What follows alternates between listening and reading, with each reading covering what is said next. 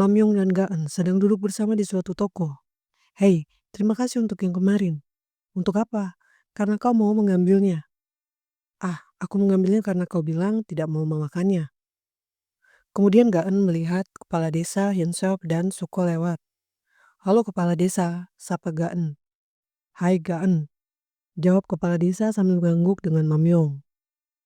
Aku tidak tahu masalah apa yang disebabkan oleh pohon di selatan itu. Mereka berbincang sambil berlalu pergi. Wah, mereka kelihatan sibuk. Aku mau tanya sesuatu. Apa kau tahu tentang kenapa pohon di selatan ditebang? Dengan aneh, Gaan kaget sampai es krimnya terjatuh. Seperti menghindar.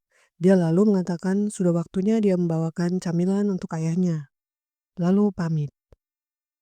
Mamyong curiga dan tersenyum. Ha, kau juga tahu rupanya. Di rumah Nyonya Jang. Jadi maksud Anda aku telah memakan ayam. Dan aku masih hidup. Tanya Nyonya Jang yang sedang dikunjungi oleh kepala desa. Kakak, apa kau tidak ingat? Tanya Hyunsop. Aku mengurus semuanya tentang pria baru itu. Orang yang datang ke desa. Orang yang merawatku. Nyonya Jang terlihat bingung. Aku tidak tahu, aku tidak ingat apa-apa. Mengapa kau terus menggaruk badanmu? Tanya kepala desa. Aku tidak tahu, ini gatal sekali. Suko, lepaskan tasnya. Ternyata ada kertas mantra dan perlengkapannya. Ini adalah kuas yang terbuat dari pohon persik, yang disambar petir, dan juga rambut kuda putih. Tinta Gyeongyonju yang digiling dan dibuat pagi ini. Mengapa Anda membawanya?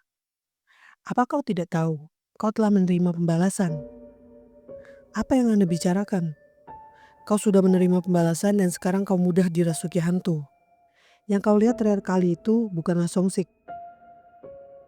Simpanlah jimat ini untuk mengusir hantu. Pembalasan? Orang yang menerima pembalasan sudah tewas. Jadi kenapa sekarang datang kepadaku? Nyonya Jang kaget dan marah. Entah sampai kapan pembalasan ini akan berlanjut. Ini kuat, sangat kuat. Minumlah, ini akan mencegahmu dirasuki hantu. Kepala desa, tolong selamatkan aku. Tidak, tidak, ibunda selamatkan aku. Sambil menangis dan ketakutan. Kepala desa memberikan kertasnya. Bertahanlah Cilbok. Lalu mereka pergi dari sana. Adegan berpindah. Kau sudah periksa? Ya, tapi tidak ada catatan kriminal atau penyelidikan sama sekali. Dia bersih. Jangan-jangan kau mencurigai orang yang tidak bersalah. Mungkin dia menghindari penyelidikan polisi hanya karena repot saja, kata Sersan Hyunho. Tapi kenapa dia hanya menggunakan uang tunai dan tinggal di desa terpencil? Ayo coba ulang dari awal dan lihat perlahan, kata Kang San. Dan benar saja, data Mamyong bersih dari catatan kriminal apapun. Apa kau akan menghapus dia dari tersangka? Tidak. Ayo kita pergi ke alamat yang ada di KTP. Di suatu tempat, keluar dari pintu keluar 2. Do terlihat sedang menuju ke suatu tempat untuk menemui seseorang. Apa kau menemukan jalannya? Ah iya, kenapa harus di sini, di toko es krim? Tanya Do. Karena aku suka. Aku mencari orang-orang yang kau sebutkan, tapi aku tak bisa menemukan siapapun. Bagaimana mereka bisa bersembunyi terus? Kata orang itu. Sekarang apa kau mempermainkanku? Kau menyuruhku kemari untuk memberitahukan bahwa kau tidak menemukan mereka. Do marah. Oh bos, agen detektif kami tidak mengerjakan sesuatu dengan ceroboh.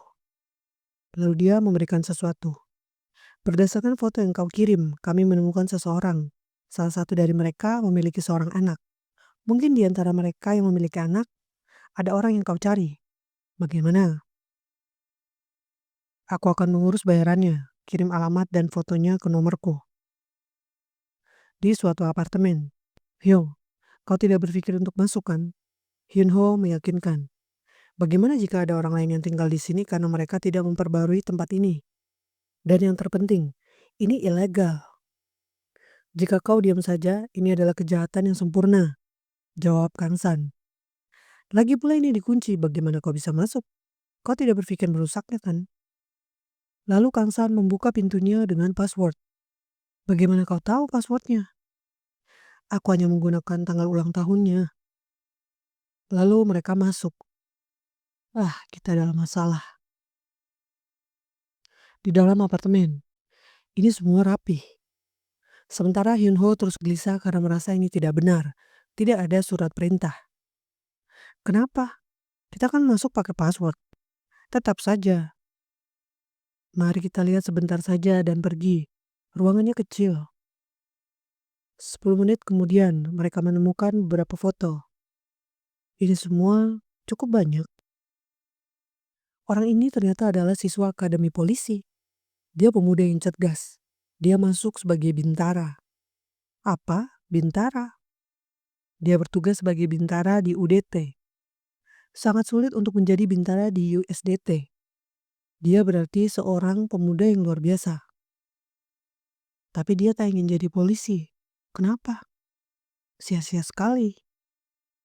Dia bahkan bukan hanya ingin keluar dari akademi polisi, tapi dia juga berubah menjadi bintara. Siapa dia sebenarnya? Ayo kita berberes dan pergi. Di rumah Nyonya Jang. Apa rasanya nyaman? Gaan sedang membantu Nyonya Jang. Gaan, terima kasih sudah datang memeriksaku. Aku sudah tersiksa berhari-hari. Ini sangat sulit. Tapi aku tidak tahu betapa beruntungnya aku sekarang. Apa tidak ada yang datang memeriksa? Tadi kepala desa datang dan hanya memberi jimat lalu pergi. Bibiku ini pasti merasa diabaikan. Aku merasa lebih diabaikan karena kau memihak orang itu. Bukannya aku memihaknya, aku hanya melihat beberapa hal.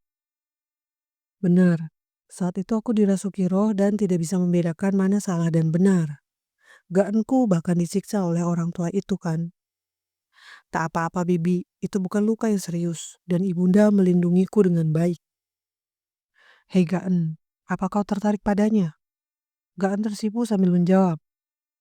Tidak begitu. Aku hanya merasa bersyukur. Lalu Nyonya Jang memegang tangan Gaan. Aku tidak tahu ayahku masih hidup atau sudah mati. Tapi melihat pria itu saja sudah membuatku merasa aneh. Apa menurutmu dia orang yang baik? Tidak ada kau merasakan aneh. Tidak ada siang seperti itu. Hanya saja baru-baru ini dia bertanya tentang pohon keramat. Mengapa ditebang? Tapi ku bilang aku tidak tahu. Aku khawatir Mamyong akan berbalik melawan penduduk desa. Berbalik melawan kita? Apa hubungannya dengan pohon yang ditebang? Apakah maksudnya dia terlibat dengan Jongja? Bibi, bisakah tidak mengatakan hal ini pada ibunda? Ya, kenapa aku harus mengatakannya? Di sebuah apartemen, seorang gadis keluar dari lift dan kaget melihat Dae-oh duduk di tangga. Ini mirip sekali dengan foto yang dikirim. Gadis itu takut dan ingin masuk ke apartemennya. Tetapi, hei, jangan takut. Aku ini bukan orang aneh. Aku teman dari orang tuamu. Teman? Iya benar, aku tidak bisa menghubungi orang tuamu. Apakah mereka di rumah? Gadis itu dengan takut menjawab, ini rumah pamanku. Sambil berpikir, apa dia ini tidak tahu ya kalau mereka sudah meninggal? Sebenarnya ini tentang pekerjaan dan ini benar-benar masalah yang penting. Jadi aku harus menghubungi atau menemui orang tuamu. Dan ternyata gadis itu adalah anak dari insiden Jungdong. Teringat saat dia berbicara dengan Kang San. Nak, dengarkan baik-baik. Kita harus menyelidikinya. Tapi jika ada orang yang mencari orang tuamu, katakan saja kau tidak tahu apa-apa, mengerti? Tentang mereka masih hidup atau tidak, kau juga jawab saja tidak tahu, paham? Langsung saja hubungi aku jika hal itu terjadi. Aku tidak tahu.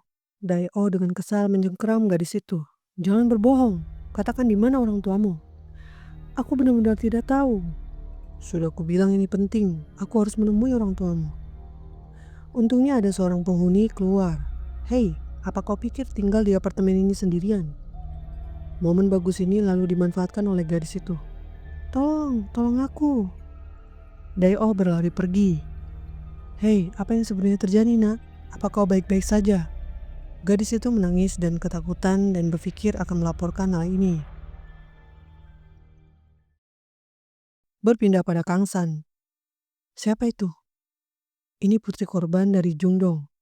Kang San langsung menjawab teleponnya. "Apa? Kau pasti sangat ketakutan. Tenanglah dulu, apa kau ingat seperti apa orangnya?" "Benarkah? Apa dia benar-benar terlihat seperti itu?" tanya Kang San terlihat kaget. "Kau yakin?" "Oke, aku akan segera ke sana." Lalu Kang San mengingat wajah orang yang sempat ia temui di toko ketika mencari Mamyong. Orang itu, mengapa dia?